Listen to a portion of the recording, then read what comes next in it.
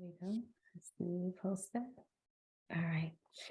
All right, everybody. So welcome to Conversations with Nonprofit Leaders. My name is Elizabeth. I'm the owner of You Are Life Consulting, and we work with nonprofit organizations to build their infrastructure.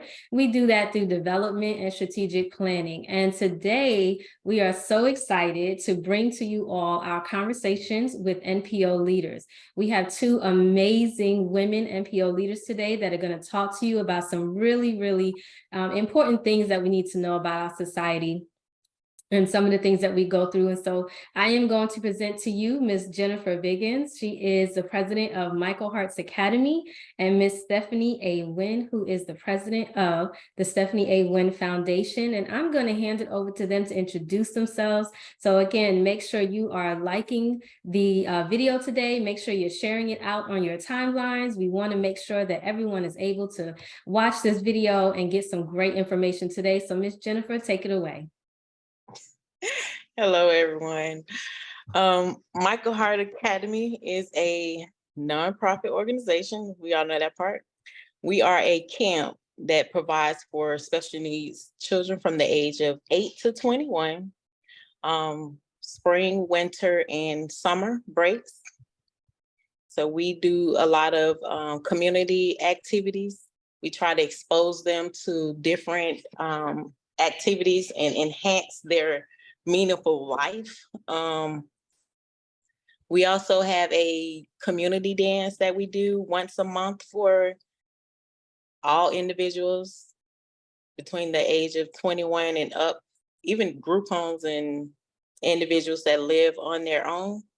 Mm-hmm. So everybody's welcome that, related to special needs, even though adults, because most of the time the 8 to 21 are the children that we work closely with. So we enjoy doing those activities. We have a lot of fun. We have interns that help us out during the summertime. So we have a great time. Awesome. Thank you so much. And Miss Stephanie, please tell us about your organization.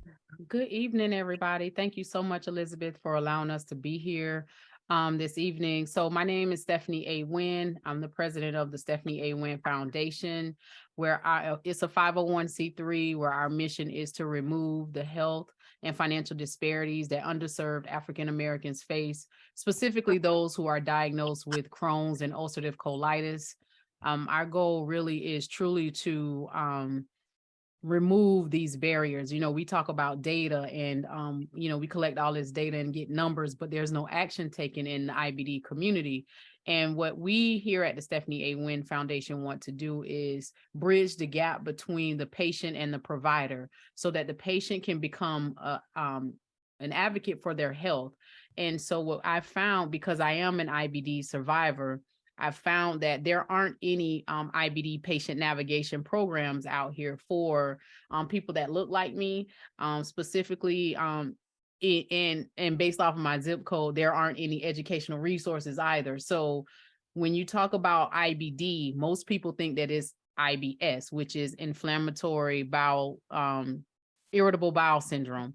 And so, which is totally different than inflammatory bowel disease. There's two different things. IBS, you can take some medicine and get healed. IBD, you have to get on some type of biological medication long term. And so my goal is truly to be the voice for the community, for the IBD community, and also not just bring awareness, but provide the resources so that we can get quality health care, not based off of our race, color of our skin, or the demographic location. So I'm Stephanie A. Wynn. I'm happy to be here. Thank you so much for having me. Thank you. That was phenomenal, ladies. Absolutely love your introductions.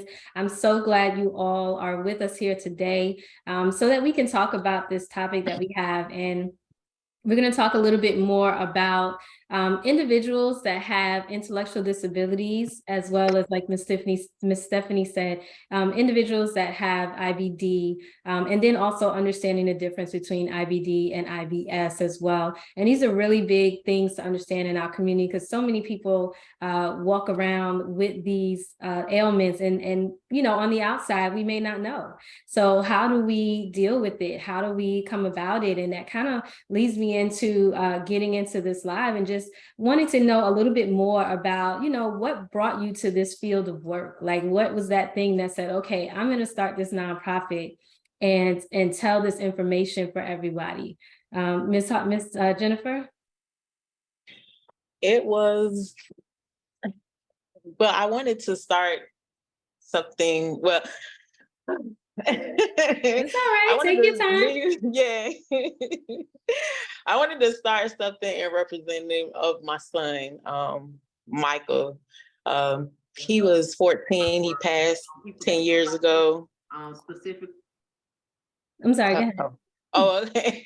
I heard an echo. He was 10 and not 10, but 10 years ago, he passed, and I wanted to have something to motivate me to keep living on with his name. I was already working in the health field. I realized there was a need for special needs to have something to do during the summer, especially the kids that were 8 and 21, because they always have something for the older ones, but not the young ones, or people don't want to deal with the young ones because, you know, they're too busy or have too much energy.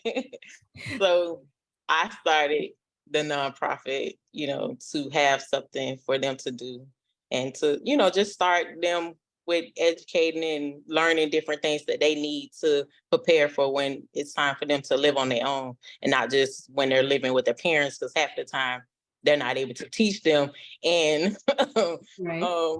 care for them at the same time, or they don't, you know, take too well to their parents.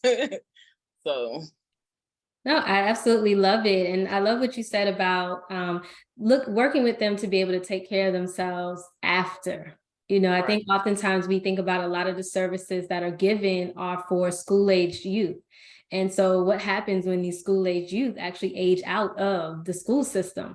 What is there to help them on the rest of their journey of life? You know, it doesn't stop there. And so I love that you mentioned that, so we can talk a little bit more as we go on about, you know, what type of services or what options are there for people who have outgrown the school system and the services provided there, but also how your organization helps provide those extra services for people as well. So it's not only the school system, it's living with their parents, because some of them parents die before they even get older, and they don't have a clue of what to do, or, you know, haven't been taught the basic skills, you know, brushing your teeth, combing your hair, you know, putting your shoes on properly. Wow, So I think those are services that we definitely take for granted, that we do every day without even thinking about it. And so those are really major things that we do need to think about for people that are in that category, because they still have to be able to function every day. They're, like I said, they're regular people. yeah, correct. Right. Absolutely. Well, Miss Stephanie, let's hear a little bit about, you know, what kind of brought you into this conversation of talking about inflammatory bowel disease. 4 years ago, I was diagnosed with inflammatory bowel disease, Crohn's, colitis. And so it was very debilitating. I almost died. So when I say you're looking at a miracle, you're looking at a miracle. I couldn't talk, I couldn't walk, I stopped eating. I couldn't drive. I couldn't do anything for myself that normal people could do. My parents had to literally take care of me financially and take care of me physically. My mom had to clean me up because I couldn't do for myself. And so as I was going through this journey, not only going through this journey, but on this journey, I lost two daughters. At the time, we didn't know it was due to inflammation, but it was a part of the journey. And so I went through grief. I went through depression, a depressed state of mind. I went through just truly trying to find out what was going on with my body. And sometimes as women, we're so busy taking care of everybody else Men too, I don't want to exclude the men, but we're always taking care of everybody else. And so when it comes to our health, we'll put it on the back burner, or we'll suffer in silence. And so for years, I suffered in silence because it was embarrassing to talk about that, hey, I don't have control over my bowels. And so my goal is to really going through this near-death experience, it taught me one thing. It taught me how to be resilient. And it taught me that I have to serve others. While you're going through this journey, you have to help the least of these. And so my goal is really to get in this space. God just been nudging me. Hey, you got to tell this story. I'm waiting on you. I kept putting it off. I don't want to talk about that, because it was too painful. Right. It was too painful to talk about, just to look at the pictures, just to think about the loss of my children, and then, but I know that there's so many people that are suffering in silence. And so my goal is not just to talk about this and, it dies years later. No, it's to be, I want this to be known worldwide, because again, there are so many people suffering in silence, and it's time for us to make a change and get these, outreach programs out here so that we can know our numbers, knowing your numbers and knowing and having a healthcare team that communicates. That's when the healing process starts. So that's our goal here, again, is to remove the health and financial disparities in our community, specifically those diagnosed with IBD. I love it. I love it. And you said something about self-care that I think is worth talking about just a little bit more, because I agree. A lot of times we will suffer in silence, or, we'll look at something and say, oh, it's a passing thing, or, oh, that's just gas, right? As they used to say in the old days, it's just gas. You just have gas. It's okay.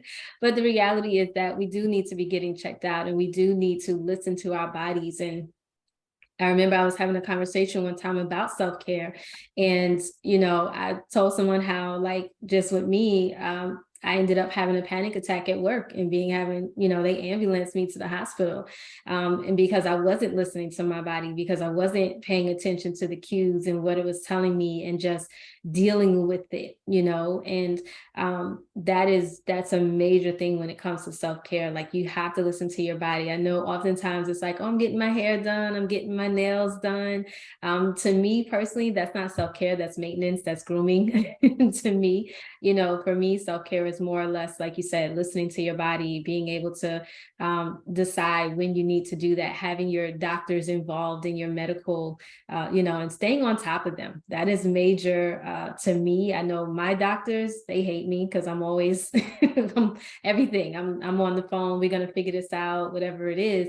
But I feel like it's important, and that's part of taking care of yourself. It's part of adding to your self-care and moving in that field. So that really brings me in, and you kind of touched on a little bit about how starting these organizations and operating them, how they impacted your life, like on a personal level. How is being here and servicing the community and servicing your audience, how has it impacted yourself? Because oftentimes we do think about everyone else that we're helping and everyone else that we're serving, but we don't always stop to think, how is this benefiting my life, or how is it impacting my life? And I would love to hear your thoughts on how, being with the organization, how it's impacted you personally.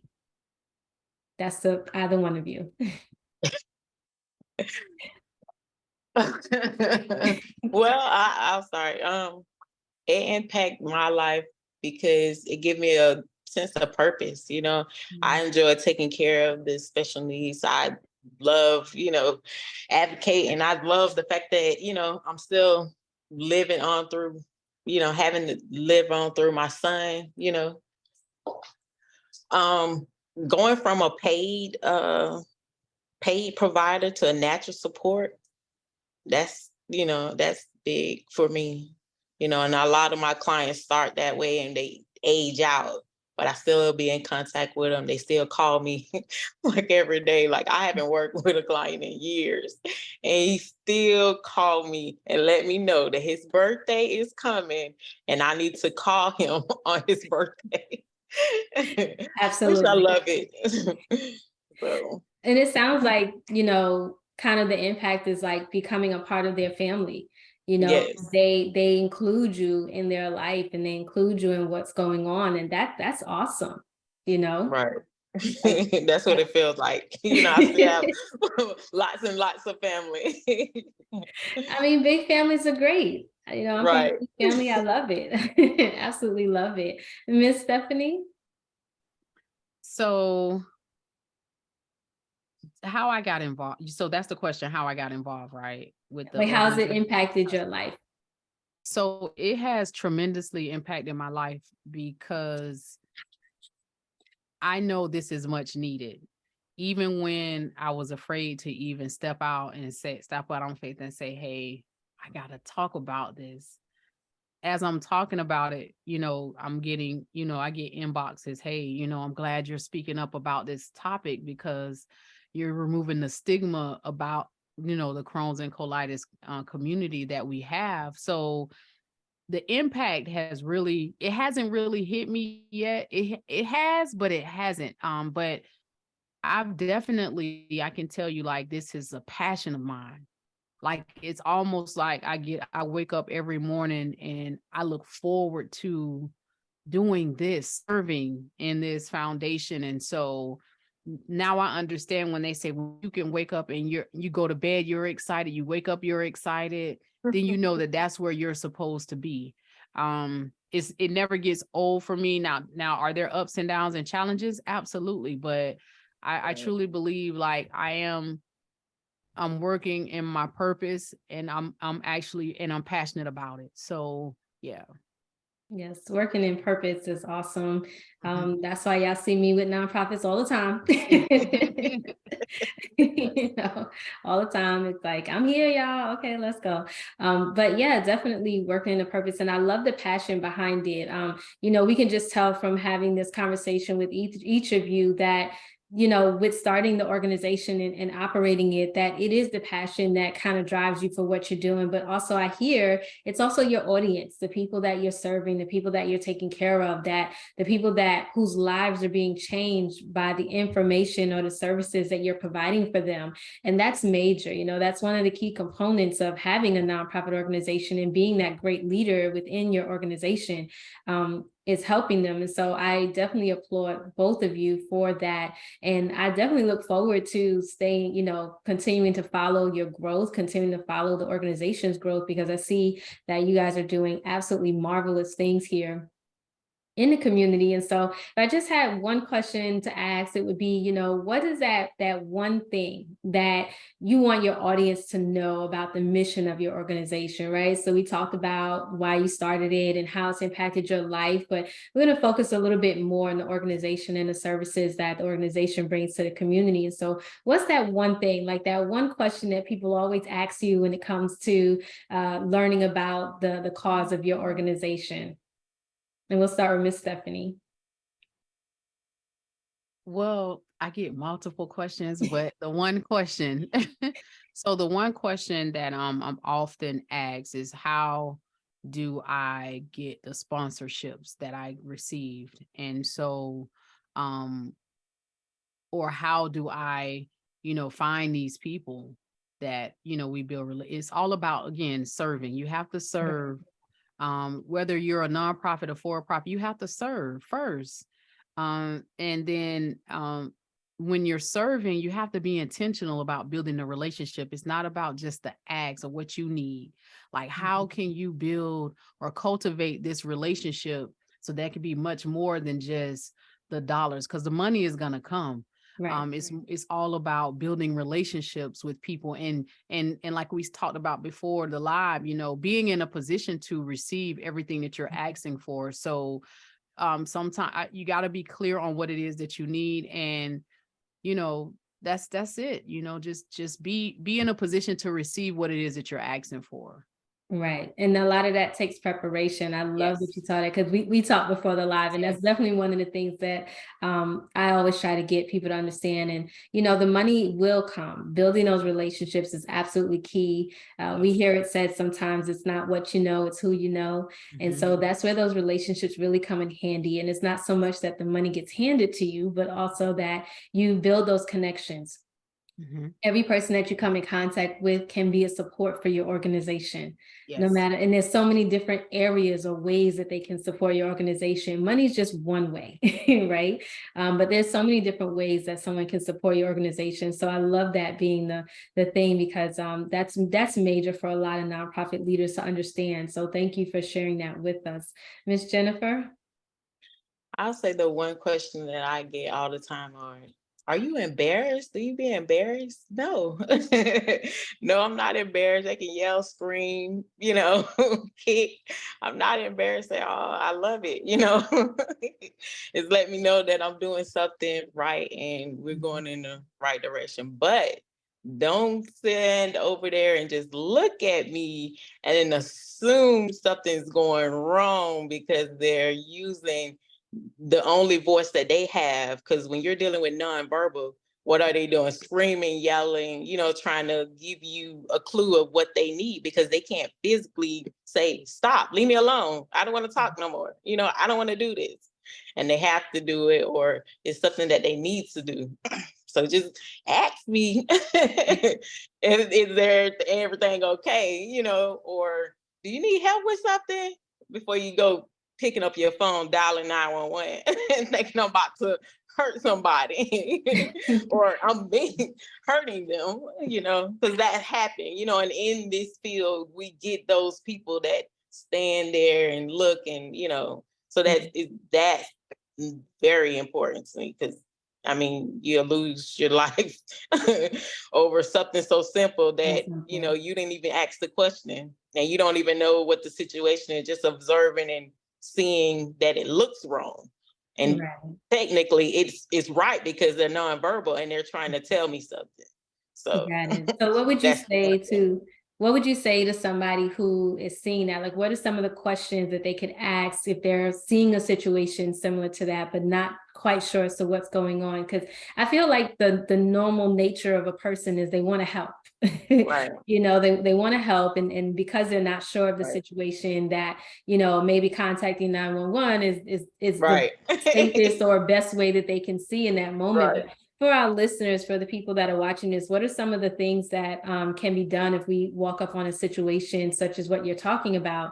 So could you kind of explain the situation a little bit, and then like what we could possibly do to see if help is actually necessary or if the situation is under control?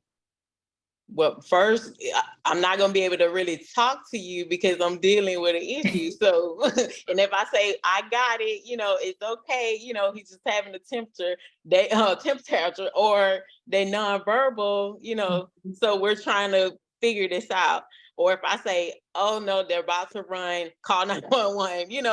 Those are the clues. Like, okay, you can stand there and watch just to secure yourself, but if I say I got it, then I got it most of the time. He said most of the time. Got it. That's key. So one of the things we need to do is if we come up on a situation, we're asking if you need help or anything. And if you say you got it, understand. But understanding if we don't feel comfortable with that answer, we can still stay in the area, but kind of let you work it out. And for some people that don't know what nonverbal means or what it looks like, could you explain that for us? Nonverbal. Saying that you want ice cream. How do you say that you want ice cream and you can't verbally say it? Like, you got a point. You got to either go and get it and show the person, or most of the individuals have like an app that they use and they can point to the words on there. I want ice cream. Please, thank you. Let's go, simple stuff like that. But if you don't see a talker or an iPad around their neck, then obviously we're trying to really figure this out, because either I don't know what they want, or they want something that they can't have. There's something that they can't have. It sounds like most kids. Right. Sounds like most kids. Like, I want that. Even though you said no, I still want it. Right. And so nonverbal youth are going to basically, or nonverbal individuals are going to use their expression more than anything. And Right. that's going to be more physical than Right. anything. And so that's what we need to be aware of, that a nonverbal person is going to use more physical ways to get your attention or to explain something to you than maybe a verbal person would. Correct. Love it. Thank you so much. 'Cause I think it's important that we understand nonverbal, what it means to be nonverbal, because I think everybody's not familiar with that, or it's something that we probably see and don't think that at first, that Right. the youth might be nonverbal. Exactly. Right. Instead, you see all that's going on and immediately probably want to pass judgment. Right. Immediately want to give our 2 cents that was not asked for, but and so I think that's super important that we understand that nonverbal side of it, so that we know what that looks like. And then for Miss Stephanie, what would you say is the one thing that your audience is normally asking you, or the mission? I know we talked about the sponsorships, but when it comes to your mission, like, how do people take it? If that makes sense. Like, how do they view it when you tell them what your organization is about, what your goal is about? What's normally the response that you get from people? So most of the responses, they think that, IBD, inflammatory bowel disease, is, oh, that's IBS. I have that too. And so my goal is to really educate people on what it is and what it is not. IBS, again, like I said, you can take medication and heal from that. IBD, now is more chronic. It's more, different types of medication that is long term and can become expensive. You have some of the similar symptoms, but IBD is more chronic. It's more high levels of inflammation in your digestive tract. So again, you have time with IBS to get it together. Right. With IBD, this is long term, over time inflammation inside of your digestive tract. So I get that question all the time. Well, what is IBD? What is that? And so, or what is Crohn's disease? I've never heard of that. What is ulcerative colitis? I've never heard of that. So, and ulcerative colitis is also known as UC. And so you just, it's just all about, and so what I do, I just educate them, hey, this is what IBD is.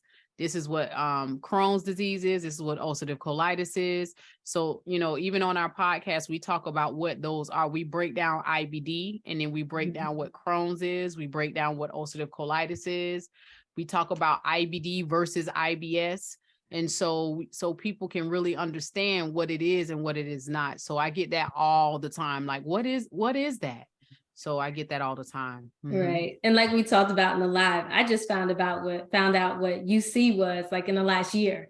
And I was like doing my research. I'm like, what are they talking about? Because I've never heard of this before.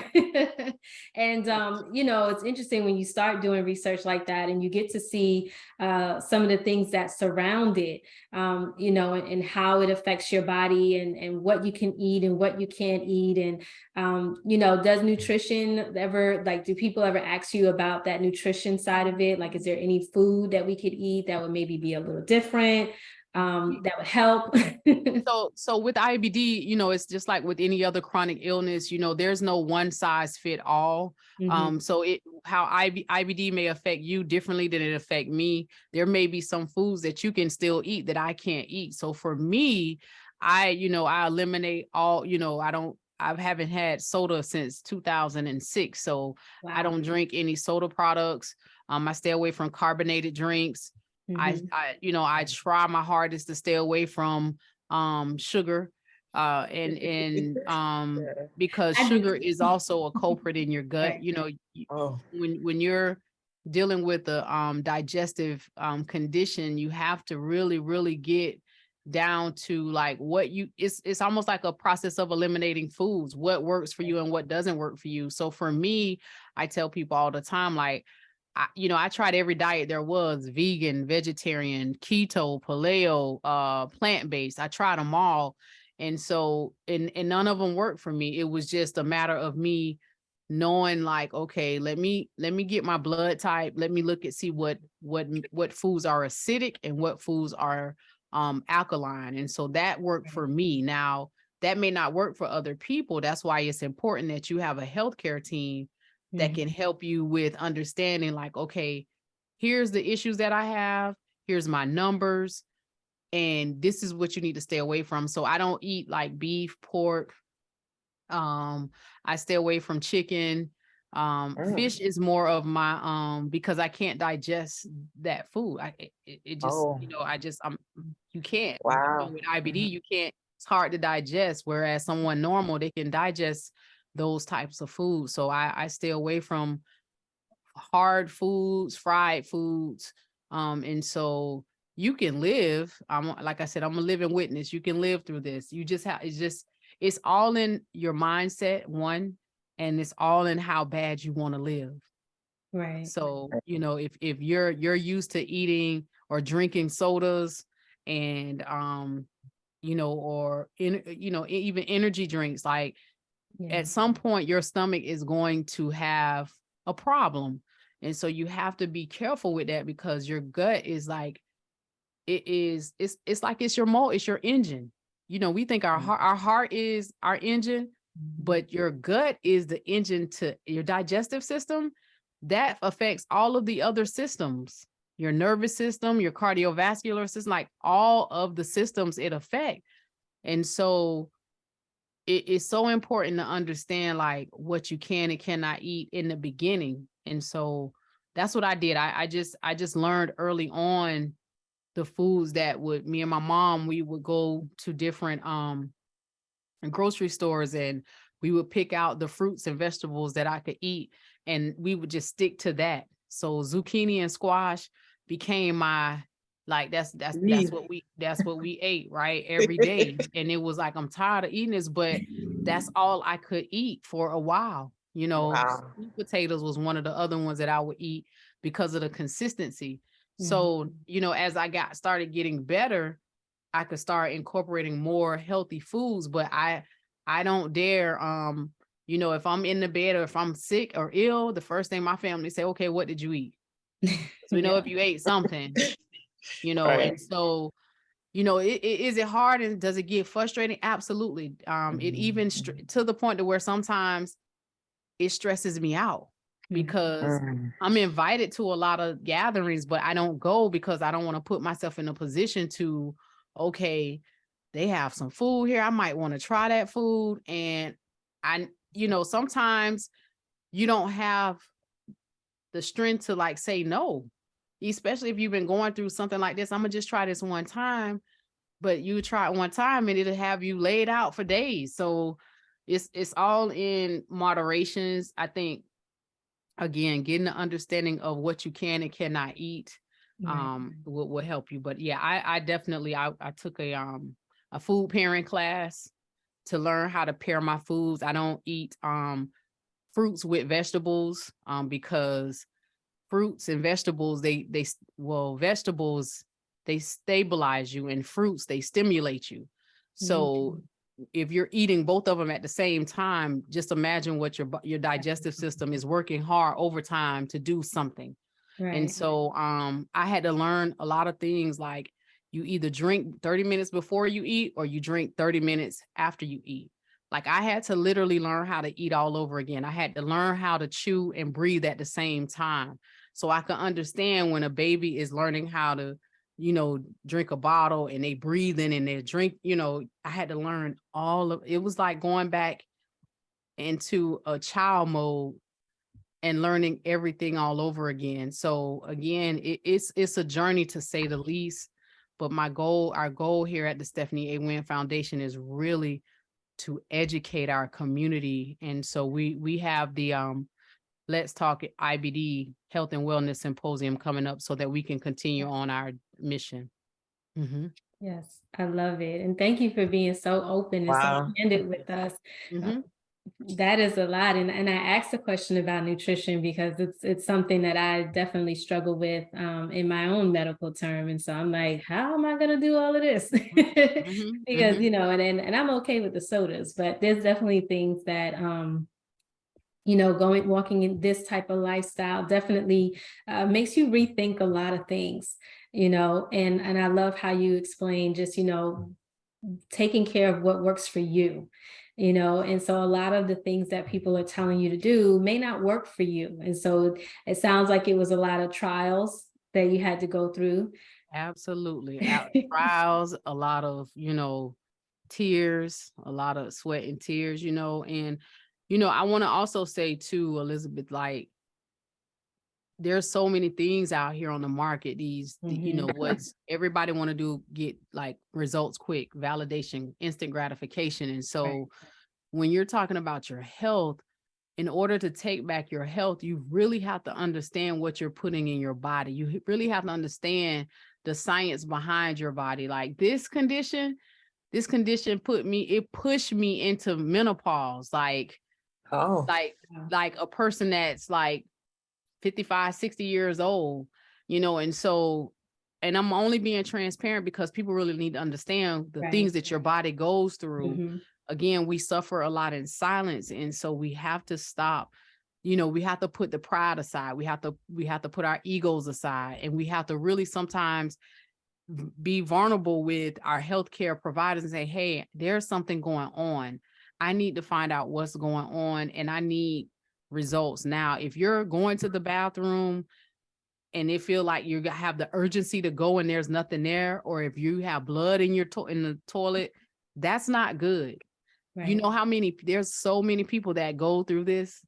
They just don't say anything because they don't want no one to worry, or they just, I'm independent. I'll figure it out. I'll get through this. It'll go away. Right. But it gets worse as it goes on, and so I again, like we have to really advocate for our health, and now is the time to do so. Right. So yeah. No, absolutely. I definitely agree. Going through some of what you're talking about myself, it just definitely opened up my eyes. It was like 1 minute I was good, the next minute I couldn't talk, walk, and barely could breathe, and on the way to the hospital. And, I told you a year ago, I found about UC.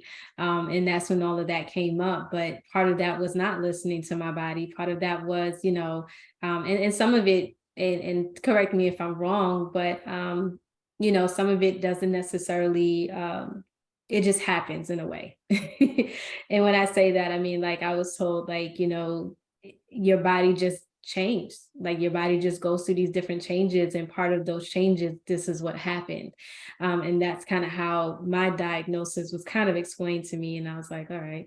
But going through it, I understand 100% what you're saying, because you do change a lot about what you do. And if you don't change it, you're not going to get any better. You're not going to feel like that. And even, understanding, even feeling a little bit embarrassed to go out places, because you really don't know what your stomach is going to do. You really don't know how the day is going to go. You can wake up feeling fine, and then the next minute, you're not fine at all. And everybody's looking at you like, what just happened, and it can be a lot. It's very taxing and can be very stressful.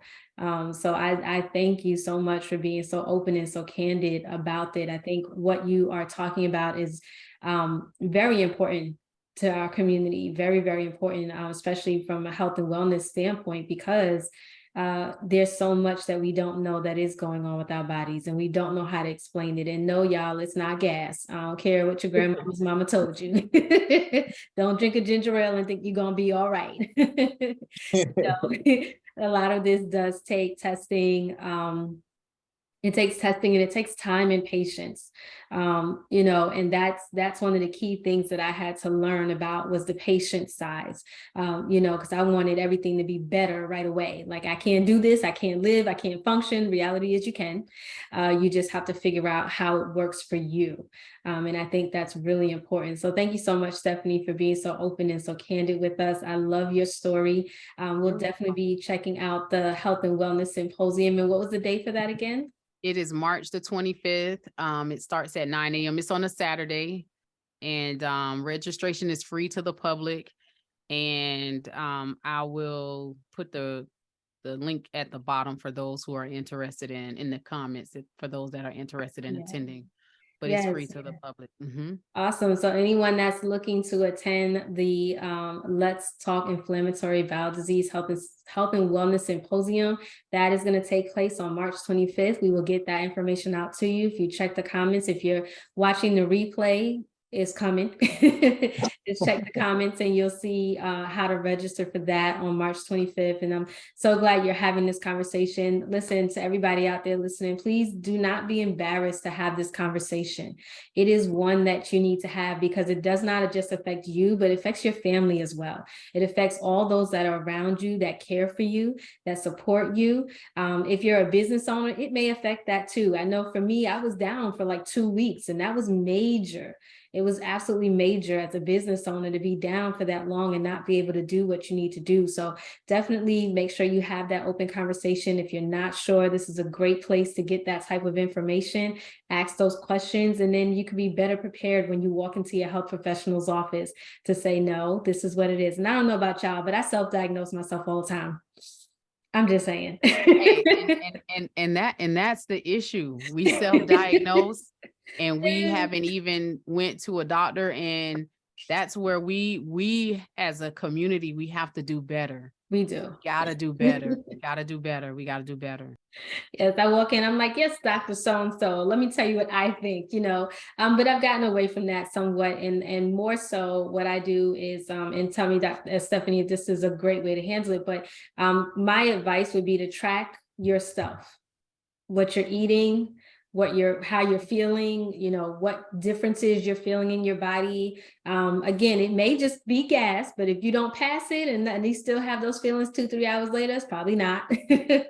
But just kind of keep track about your day-to-day life. And you'd be amazed at the information that you can pull from that as far as trying to figure out how to keep yourself going, how to get that extra energy, or how just to have a really good day where you don't have to stress about, is today going to be that kind of day, and being mindful of what you're eating, what you're doing, the times of day you're eating, what you're doing right after or right before you're eating. All of this was like a whirlwind to me. So I know, Miss Stephanie, how you feel about it. But all of that documenting is helpful. Even if you can't get every little single thing, write down what you can. And it may seem like it's minor to you, like, oh, they don't want to know that. Yes, they do.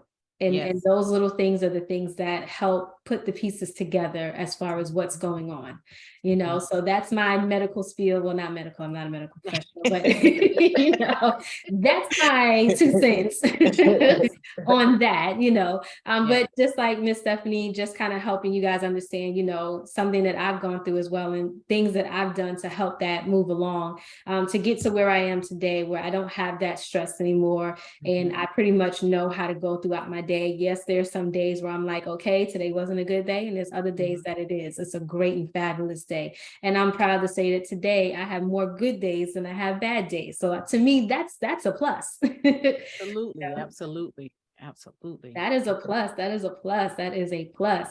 So Miss Jennifer, I wanted to ask, what new things does Michael Hart's Academy have coming up? Do you have any events coming up? Any services that you want to talk about to the community? We're all ears. Great. We are getting ready for spring break, which is March 13th through the 17th, I think. Yeah. Okay. Yeah. Spring break. Right. So you can register for camp. We also have a community dance set up for the 24th. That's also going to be in Apaka at the VFW. Okay. That's also on Eventbrite, or you can go to our website. I'll send you the links, or you can just go through the link tree and everything is listed there. And I also want to say, any special needs parents or anyone that works with special needs, we also have a sensory bag that we give out to individuals. Every $25 donation that we receive, we get a parent off the list and we give them a free sensory bag. We mail it to their home. Oh, nice. So those are the few things that we got going on for this one. Okay, and with the sensor bag, what do they get in that? That sounds cool. It comes with a drawstring bag. they'll have everything in. It has the Michael Hart logo on the back. Has different things in like putty, texture, sounds. I wish I had one. I can tell you, but it is on our website. I did do a Awesome. video of someone having one, and what you can get in it. So you can look on our Facebook or our website, and you can see that. Okay. But it has a lot of things in it. And then there's individuals that don't like loud sounds, so it comes with earmuffs as well. And some of them have special prizes in it. There's a iPad in some of the bags that going out. So they That's definitely major. need those. That's major. iPads. You heard it here, folks, guys. iPads in the sensory bags. I love it. I love it. Believe it or not, they love those electronics, and they can work them real fast, and it doesn't take much for them to understand how to navigate through them either. Once you put that YouTube on, they can get to it. They are good to go. Right. I love it. I love it. Well, I did have a question. I know a couple of years ago, everybody was going crazy over the fidget spinners. Yep. As a sensory item, yes. Do you think that those types of things are still very beneficial to us, to our youth now, or even adults actually, because I've seen quite a few adults with them as well. Yes, I mean, it relaxes you and de-stresses you, especially when an individual is having like a behavior. It helps relaxes them and calm them down, de-escalate the situation most of the time.